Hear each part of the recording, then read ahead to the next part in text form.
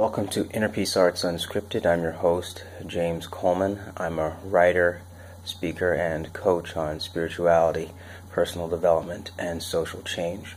I check out the blog innerpeacearts.wordpress.com, Facebook and Twitter, InnerPeaceArts1, and email me, innerpeacearts@protonmail.com.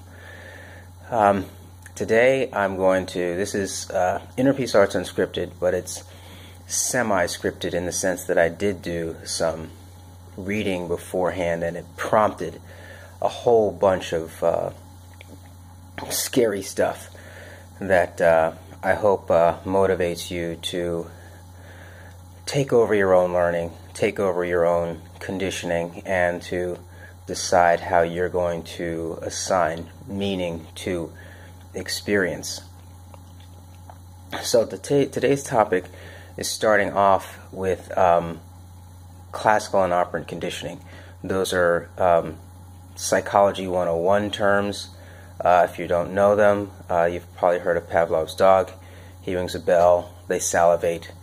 You know the story. If not, just look it up. You can find plenty of videos on YouTube on classical and operant conditioning. Operant conditioning is about punishment and reinforcement. So if you have kids, you say, hey, do your homework and you get a treat. That's operant conditioning. It helps them to do their homework. So, with that introduction, blowing through that really quickly, I was always bothered by these terms and never quite understood them in school, and then afterwards I would look at them, and I would, listen, I could pass the test, but I didn't quite get the point. And now I think I'm scared now that I know the point. But so we're going to take one step back and say that learning is defined in psychology as a long-term change in behavior based on experience. That right there should be scary to people, that you have a group of people that are interested in learning as long-term behavior changes and don't share the agenda. Like, really. Like, learning and setting long-term behaviors sets without sharing an agenda. That should scare you. It scares me, and now I am there's a heightened sense of sensitivity, right? And it really is like mental assault is completely legal, where physical assault is not. And mental assault is completely legal because it's so hard to define. It's easy to say when someone has punched you in the face, but it's not so easy to say when someone has violated your ability to learn. That's where you should be scared and where you should put almost all of your efforts into learning and mastery. So if learning is a long-term change in behavior based on experience, and most people equate experience with reality, then what people experience becomes the reality that they self-reinforce, right? So if you continually put images in the media of certain things, those images will come true.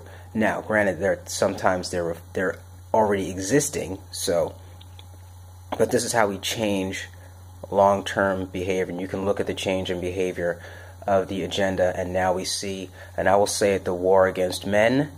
So if anyone wants to call me out on that, you can, but there's a war against men, and the whole notion of anyway, war against men is going on right now, so that kind of dates this particular video. But hey, listen, it's people eventually, I think, are going to rise. There's a growing consciousness of people individually. They're not yet organized. I hope to be a part of creating that organization of people who are in growing consciousness. And that's why I do what I do every day and push through and don't do other things, and people call me crazy and all that kind of stuff. So, but I don't care. The learning, right?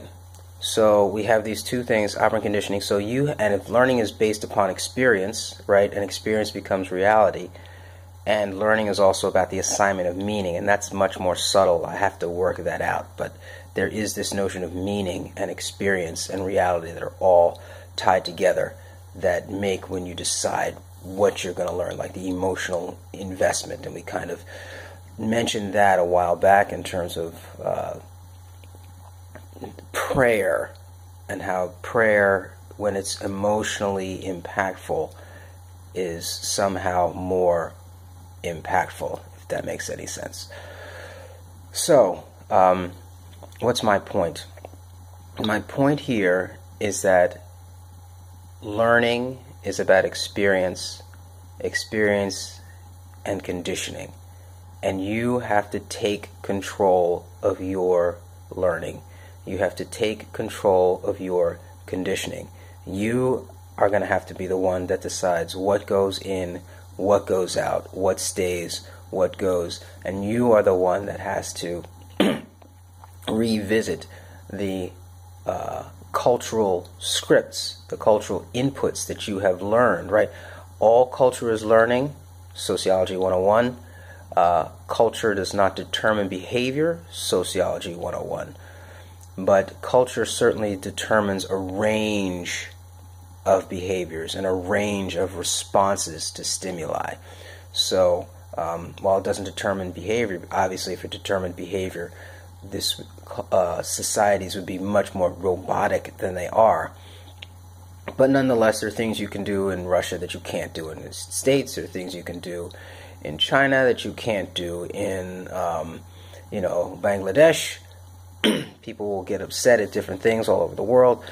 My point is that the culture is still learned.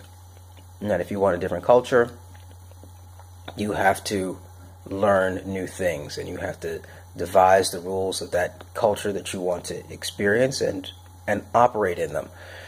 And the other thing about conditioning is that, it relegates people to automatons. And I use that word relegate when you're not the one in charge of your learning. When you're in charge of your learning, when you are self-deciding, then you are no longer an automaton. But if you're just accepting what comes in, then you are an automaton. And depending upon the depth of what you accept depends upon the level of your automatization, right? And so that's what I wanted to share. Learning as a long-term behavior set based upon experience. Experience equals reality. When experience is reality, you have to change the meaning of your experience in order to change reality. That was another thing I wanted to say. In order to change reality, you need to change your experience. And you can change your experience by changing the meanings you assign to your experience. And that's what you do. And that's how you create your own kind of moving forward reality, and then how you can take the things that you see around you and change how you respond to them, right? Because it's going to be small incremental changes that happen with lots and lots of people. So that's what I wanted to share today. A little bit of psychology. So this is self-help, and primarily, and letting you know that you can control your conditioning, and that all learning is brainwashing, all learning is conditioning, all learning becomes embodied, and you have to condition yourself, and things that you don't like, you have to uncondition, and that's just it. And however long it takes, whatever reinforcement things you need to put in place, you put them in place, but that's what needs to be done. And and I mentioned the agenda, like learning, long-term behavior sets without an agenda. All learning has an agenda. All conditioning has an agenda. Oh, and then the other thing I wanted to share, there's no list of unconditioned responses for human beings that I could find. They talk about classical conditioning, unconditioned response, unconditional response. Well, give me a list of the unconditioned responses. I mean, if you don't have a list of unconditional responses, okay, you can give them for a dog but the unconditional responses would be the programs that exist inside of a person. Almost everything a person learns is learned. Like, you can't learn a language unless languages are conditioned responses, right? I mean, that's why I couldn't understand it, and now I see that it's more nefarious than people want to think. No list of unconditional responses is available. And people, I'm sure there will be someone that will come up with some reason why that is not. And then the other thing that I think I mentioned is that in any kind of conditioned response, there's an agenda. Well, what's the agenda? If there's no mention of the agenda, then because any kind of conditioned response is one that's desired, that's there, put there on purpose, and things that are on purpose are always reflective of an agenda. So if you don't know what the agenda is of the things that the culture is trying to get you to respond to, then automaton. That's it. James Coleman, Inner Peace Arts Unscripted. Again, I hope this moves you towards higher consciousness. Yavarechecha Adonai v'yishmerecha, Ya'er Adonai panav elecha v'choneka, Yisa Adonai panav elecha v'yasem lecha shalom. Have a great day.